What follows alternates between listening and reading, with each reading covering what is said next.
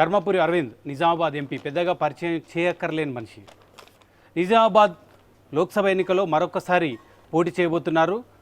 గత లోక్సభ ఎన్నికల్లో అప్పటి ముఖ్యమంత్రి కేసీఆర్ కూతురు కల్వకుంట్ల కవితను ఓడించడం ద్వారా సంచలనం సృష్టించిన అరవింద్ గారు మనతో ఉన్నారు. అరవింద్ గారు, ఏ విషయమైనా ముక్కుసూటిగా చెప్పే అలవాటు మీకుంది, కానీ మీరు ముక్కుసూటిగా చెప్పరు, తిప్పి తిప్పి చెప్తారనే భావన కూడా ఉంది. వ్యంగ్యాస్త్రాలతో మాట్లాడడం మీకు అలవాటు.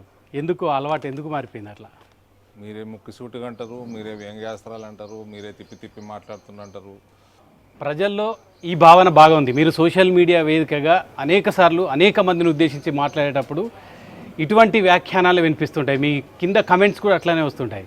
మేము ఏమున్నా మా సోషల్ మీడియా, మా యువత భారతీయ జనతా పార్టీకి బలం.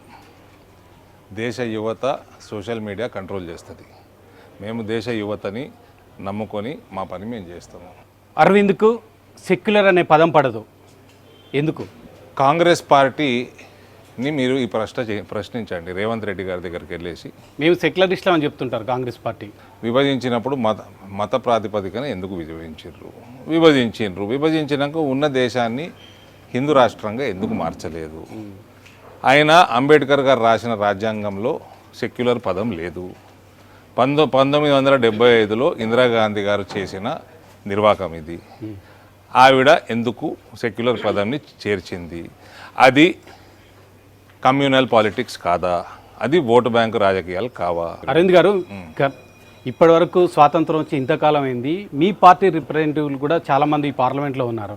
వాళ్ళు ప్రశ్నించలేదా ఈ అంశాన్ని? ఇప్పుడే అరవింద్ గారు కొత్తగా అది చాలా మంది ప్రశ్నించారు, నేను కూడా ప్రశ్నిస్తున్నాను.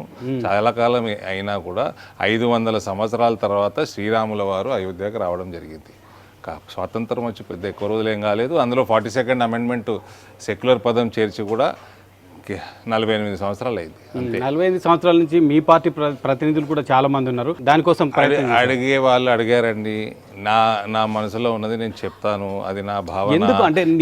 నేను ఈ అంబేద్కర్ గారు రాసిన రాజ్యాంగంలో పదం లేదు. ఇందిరాగాంధీ ఎందుకు చేర్చింది? దానికి కాంగ్రెస్ వాళ్ళు జవాబు చెప్పాలా? నేను జవాబు చెప్పను. దీనికి నిర్వచనం చెప్తారా? అసలు సెక్యులరిజం పదం మీకు నచ్చదు, ఏం చేయాలి? హిందూ దేశంగా భారతదేశాన్ని చేయాలనేదా మీ కోరిక? మీ దేశాన్ని ఎందుకు విభజించారు అన్నది మా ప్రశ్న. ఓకే, అది విభజన జరిగిపోయింది. అవును, ఇప్పుడు ఏం చేయాలని? హిందూ దేశంగా మొత్తం ముస్లింలకి దేశం ఇచ్చినప్పుడు హిందువుల గురించి ఎందుకు ఆలోచింపజేయలేదు అన్నది మా ప్రశ్న. అదే, హిందువులందరినీ భారతదేశంలో ఉంచి హిందూ దేశాన్ని చేసి ఇక్కడ ఉన్న ముస్లింలందరినీ మళ్ళీ బయటకు పంపించాలా? మీరు హిందూ దేశం చేయాలనే భావన నేను అడుగుతున్నానండి. దేశాన్ని ఎందుకు విభజించారు? జిన్నా కోసం విభజించినరా? మీ తాతగారు ప్రధానమంత్రి అయితే విభజించిండ్రు. మేము ఎవరం లేము అప్పట్లో.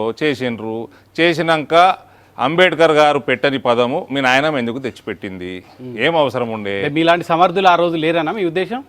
మీరు ఇప్పుడు ఏం చేయాలనుకుంటారు? ఒక పార్లమెంటేరియన్గా మీరు ఏం చేయాలని డిమాండ్ చేస్తున్నారు? ఇప్పుడు కేవలం అంటే ఎందుకు దేశాన్ని విభజించారని క్వశ్చన్ చేయబోతున్నారా, లేదా భారతదేశాన్ని హిందూ దేశంగా మళ్ళీ తీర్చిదిద్దాలని అంటున్నారా? ఈ ప్రశ్న చరిత్రలో ఉంది, ఇంకా దీనికి జవాబు రాలేదు.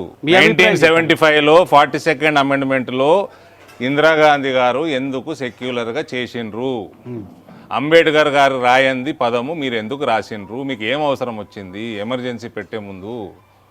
దానికి జవాబు కాంగ్రెస్ పార్టీ ఇవ్వాలి, నేను కాదు ఇచ్చేది. దేశాన్ని విభజించిన పార్టీ, హిందువులకు అన్యాయం చేసిన పార్టీ, మత ప్రాతిపదికన 2 దేశాలు క్రియేట్ చేసిన పార్టీ, మళ్ళీ ఇక్కడ సెక్యులర్ పదం చేర్చిన పార్టీ రాజ్యాంగంలో.